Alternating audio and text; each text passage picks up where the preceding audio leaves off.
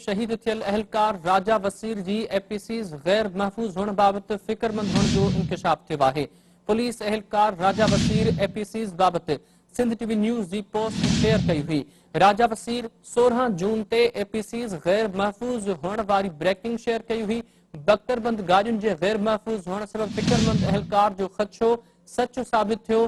Post share करण जे 14 ॾींहनि बाद ही अहलकार एपीसी ते हमले में शहादत माणी आहे। तव्हांखे अहम ख़बर ॾियूं पिया, गौसपुर जे कचे में शहीद थियल अहलकार राजा वसीर जी एपीसीज़ गैर महफूज होने बाबत फिक्रमंद होने जो इंकशाफ थियो आहे।